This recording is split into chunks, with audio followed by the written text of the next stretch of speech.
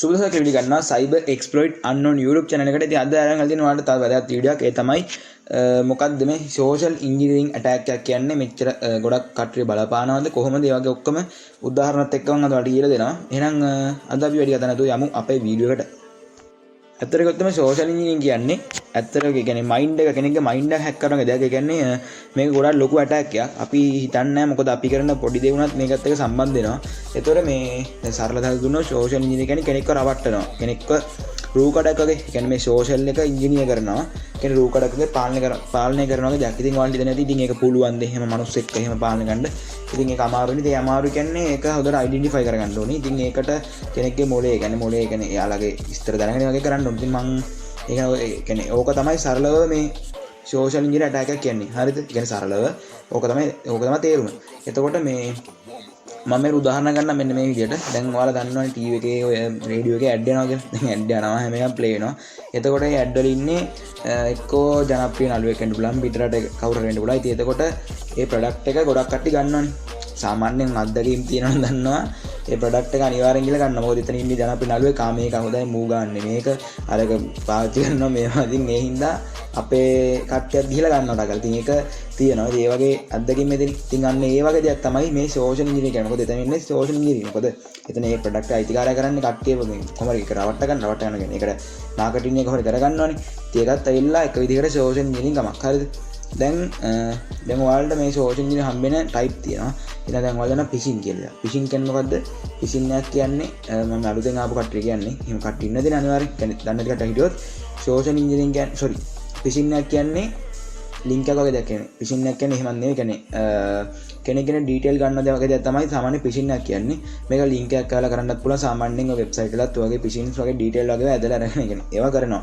එතකොට මේ දැන් ඔයාලා සාමාන්‍යයෙන් වෙබ් එක ලොග් කරගන්නකො වෙබ් එකට ලොග් වුණාම කියන්නේ වෙබ් එකට සාමාන්‍යයෙන් ඔයාලට එනවා ඇඩ් බෙයා වගේ එනවා. ඒ කියන්නේ ඇඩ් බෙයා කියන්නේ මොකද්ද? මම කලින් වීඩියෝ දාලා තියෙනවා. මම දාලා තියන්නම්. මම ඒ ගැන වෛරස් ගැන මාල්ලා ගැන වීඩියෝ දාලා තිබ්බා. ඒ කියන්නේ ඇඩ් ප්ලේ වෙනවා. ඒ කියයි ඔයාලට සමහරට එනවා 50 GB එනවා. ඔය යන්නේ 50 GB එනවා. එතකොට තව ඔය එන ඇඩ් එනවා ෆෝන් එන වෛරස් එක ගිහිල්ලා iPhone එකක් ගෙනන් දෙන. එතකොට මොකද අපේ කට්ටිය ටක් ගාලා නැවටෙනවා. ඒක තමයි කියන්නේ. ඒක ඇවිල්ලා social attack එකක්. හරිද? දැන් ඔය iPhone X එකක් එහෙම මේ දීලා තියෙනවා කියලා දාලා තියෙනවා මේ ඩිස්ප්ලේ එකේ ඒ වගේ එනවා. ඒතර වෙන්නේ අර මනුස්සයා රැවටෙනවනේ. රැවටෙන ගමන් අරුන් කරන්නේ උන්ගේ තියෙන credit card detail හැමදේම ගන්න. ඉතින් එතන ඇවිල්ලා තියෙන්නේ social engineering attack එකක්. ඉතින් ඒ හින්දා කියන්නේ මේක ගොඩක් දරුණු attack එකක්. එතකොට දැන් ඔය ඔයාලා දන්නවා ඇති WhatsApp එකෙත් එහෙම මැසේජ් එනවා. මම ඔක්කොම මෙතන පැහැදිලි කරන්න මොකද ඔයාලට දැනගන්නත් පුළුවන් නේ. ඒතර ඔය WhatsApp එකේ නම් මැසේජ් දැකලා ඇති ඔයාලා 50 GB data දෙනවා. එතකොට group තුනකට share ගන්න. එතකොට එතන තියෙන්නේ ඒ වගේ දෙයක් නේ. එක්ක අපි හිතන්න ඕනේ මෙන්න මේ වගේ දෙයක්. දැන් GB 50ක් දෙද්දි එක්කෙනෙක්ට 50ක් දුන්නොත් 10කට දුන්නොත් කීයද ඒ වගේ හිතන්න ඕනේ. ඒ වගේ attack වලින් බේරෙන්න ඒක තමයි කරන්න තියෙන්නේ. එතකොට දැන් මේ social engineering අපිට use කරන්න පුළුවන් තැන් තියෙනවා. දැන් ඔයාලා දන්නවනේ FB hacking. දැන් FB hacking කියයි Instagram hacking කියයි social media hacking. ඒ වලදී අපිට හම්බෙන attack එක brute forcing කියලා. හරිද? සරලව කියන්නේ brute forcing කියන්නේ password list එකක්. ඒ කියන්නේ password list එකක්. කියන්නේ list එකක් අරගෙන අපි ඒ පුද්ගලයා අපි නිගමනය කරනවා. අපි guess කරනවා. මේක වෙන්නද password එක කියලා අපි guess කරනවා. guess කරනවා කියන්නේ අපි හිතනවා. කියන්නේ tool එකක් දාලා ඉතින් ඒ වගේ දෙයක් කරන්නත් අපි ඒක නා ඇත්තට දැනන් ඉන්න බෑ. අපි දැන් ගොඩක් කට්ටිය කරන්නේ Google ට යනවා password list එක හොයා ගන්නවා. brute force tool නේ. brute force tool තියෙනවා. දැන් තේරුණාද brute force කියන්නේ නේද? එතකොට password list එක අරගෙන උඩේ දාන් පල්ලෙහාට ඉතින් check කරගෙන අර මිලියන ගණන් password තියෙනවා. ඉතින් ඒක තියෙන්න පුළුවන් නැති වෙන්න පුළුවන්. මොකද ඒකේ දැන් තියෙන ඒකේ දැන් බිංදුව ගණන් යනවා. ඒ වුණාට ඒක නැති වෙන්න පුළුවන්. මොකද ඒක එන්නේ නැති මොකද ඒකම දාන්නේ නැනේ කවුරුත් password එකට. ඉතින් ඒ හින්දා ඒකට තියෙන හොඳම දෙයක් තමයි මේ social engineering. තේරුණාද? ඒ කියන්නේ මේකෙන් කරන්න දේ ඒක තමයි කියන්නේ අපිට පුළුවන් දැන් උදාහරණ ගත්තොත් මට පුළුවන් දැන් මම හිතන් ඉන්නේ ඔයාලට social engineering කරන්න. හරිද? දැන් මම එනවා. මම ඔයාලට fake account එක කතා කරනවා. මුලින්ම මම කරන්නේ දැන් ඔය මිනිස්සෙක් hack කරනවා හිතන්න. මිනිස්සු කියන්නේ එහෙම කරනවා නම් සාමාන්‍යයෙන් එහෙම කරන්න මුලින්ම කරන්නේ අපි එයාගේ background කියන්නේ එයාගේ ජීවිතේ වටපිටාව අපි හොයලා බලනවා. දැන් ඔයා මොකද කරන්නේ? මම දැන් බලනවා. දැන් මම hack කරන්න ඉන්නේ කෙනෙක්ින්. හරිද? මට එයාගේ account hack කරන්න මම බලනවා. මෙයා මොකද කරන්නේ? මෙයා මෙහෙම කෙනෙක්. ඊට පස්සේ බලනවා මෙයා කොතනින්ද අල්ලගන්න පුළුවන්. මෙයා කෙල්ලවගේ මෙසේජ් කරන්නද නැත්නම් මෙයා යාළුවෙක්ව මෙසේජ් කරන්නද? එහෙම හිතනවා. එසේ හිතේද හොඳම කරගෙන ඊට සම අපි එයාට කතා කරලා එයාට එක්ක කාඩ් දාන්න පුළුවන්. සාමාන්‍යයෙන් මම නම් ඒක මේ පොඩ්ඩක් කරලා දිනවා. මේ ඉස්සර ඔය වගේ මේ කරද්දි මේ කියන්නේ බොරුවට මැසේජ් කරලා තියෙනවා ඊට පස්සේ ඔය කාඩ් දාලා තියෙනවා ඊට පස්සේ account උත් මං එහෙම අරන් තියෙනවා එහෙම දැන් කරන්නේ නැහැ මේ ඉස්සර ගුන් කියන්නේ පටන් ගන්න කාලේ හැකින් පටන් ගන්න කාලේ කරපුවා එතකොට මේ ඒ වගේ දෙයක් කරලා වඩ පුළුවන් පාස්වර්ඩ් එක නිකම්ම යන් ගන්න කටෙන්ම අහගන්න පුළුවන් කොහොමද මන් දාන්නේ කියලා පොඩ්ඩක් විශ්වාස ඇතුනහම උන් කියනවා මෙහෙමයි බන් දාන්නේ කියලා උදාහරණයක් ඇද්ද ඔයාලට පුළුවන් ඔයාගේ පාස්වර්ඩ් ලිස්ට් හදාගන්න. ඉතින් ඒ වගේ මේ වගේ සෝෂල් ඉන්ජිනියරින් කියන්නේ පට්ටම දැන් හරිද? මොකද දැන් අපි වෙබ් එක හැක් කරන්න ගියා මේ උදාහරණ කියන්නේ ඔයාලට වෙබ් එක හැක් කරන්න ඇද්දී අපි සාමාන්‍යයෙන් පීඩක් තියනනේ. දැන් ඉන්ෆෝමේෂන් ගැදර් කරලා vulnerable ස්කෑන් කරලා gaining access ඒ ඔක්කොම කරනවා exploiting එහෙම. එතකොට ඒකට වඩා ලේසි අපිට ඒක ඇඩ්මින් ඉන්නවා.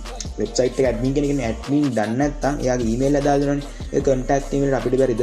පොඩි වෙබ් page එක ගහලා phishing link එකක් යවන්න. යාපු ගමන් ඌ රැවටෙනවා. සාමාන්‍යයෙන් දන්නේ නැති වුණා රැවටෙනවා. රැවටෙන ගමන් අපිට කෙලින්ම ගන්න පුළුවන් access එක admin panel එකට. ඉතින් ඒ හින්දා පොඩ්ඩක් මේක හිතන්න ඕනේ. මොකද මේ social media කියන හැමෝටම මේක පිහිට ගන්න බෑ කියන්නේ මේ හිතන්න එපා ලේසි දෙයක් අර මේක කියලා. ඉතින් අර පොඩ්ඩක් තියෙන්න ඕනේ. ඒකසීම තියෙන්න ඕනේ. අර තමන් හිතන දේ වෙනස් කරගන්න ඕනේ. ඇත්තටම ගොත වෙන නිකන් මෙහෙ ගිහලා දැන් මං කිය විදිහට ගිහලා බෑ. මොකද පස්සේ වෙනස් වෙන්න පුළුවන්. ඒ හින්දා හොඳට පුරුදු වෙලා තමන්ගේ thinking එක වෙනස් කරගෙන ඒක කරන්න ඕනේ. ඉතින් කියන්න තියෙන ඔච්චරයි. තව ඔය ඇඩ් වලින් එනවා. ඉතින් social engineering කියන්නේ superior attack එකක්. ගොඩක් දේවල් කරන්න පුළුවන් social engineering වලින්. ඉතින් පුරුදු වෙන්න මම note වගේ තිබ්බා. මං හිතන්නේ මම note ටික දාලා තියන්නම්. ඉතින් සරලව ගියොත් ඕක තමයි social engineering කියන්නේ. මොනවද type ගැන කතා කරා අපි, phishing ගැන, adverse ගැන, scamware හැමෝම කතා කරා. ඊට පස්සේ අපි use කරන අවස්ථාවත් මං කිව්වා. එහෙනම් මං හිතනවා මේ ටික ඔයාලා ඇති කියලා. මං ඔයාලට හැම එකක්ම ලේසියෙන් පැහැදිලි කරලා දුන්නා. අපි එහෙනම් ඊළඟ වීඩියෝ එකෙන් මේ වගේම සුපිරි දෙයක් අපි බලමු. කමෙන්ට් එකක් දාන්න අනිවාර්යෙන්ම. ඒ ගැන අනිවාර්යෙන්ම පොඩි දෙයක් කියන්න තියෙන එකත් මම වීඩියෝ එකකම කියන්නම්. පොඩි දෙයක් කියන්න ඕනේ දැන් සෝරි ඒක කියලා ඉන්න ඕනේ මොකද මම කලින් කියන්න හිටියේ ඒ තමයි ගේසර වීඩියෝ එක මතකද MAC address වීඩියෝ එක MAC address වීඩියෝ එකේදී පොඩි අවුලක් ගියා එතෙන්දී වීඩියෝ දෙකක් කරලා ඒක මම පැහැදිලි කරන්නේ නැහැ මෙතෙන්දී ඒකේදී පොඩි අවුල් ටිකක් ගියා ඒකට සමාන වෙන්න ඕනේ මොකද ඒක මම හදලා තියෙනවා මට ඒක හරියට කියපු කට්ටියත් මම යටි නම් එක දාලා තියෙනවා ඉතින් ඒක හරියට බලන්න හරියට ඩිස්ක්‍රිප්ෂන් හැමදාම කියවලා බලන්න එතකොට වැරද්දක් තිබ්බොත් මම හදලා තියෙනවා එහෙනම් ඔයාලා හැමෝටම උත්සාහයි පරිස්සමෙන් ඉන්න උත්සාහ අපි ඊළඟට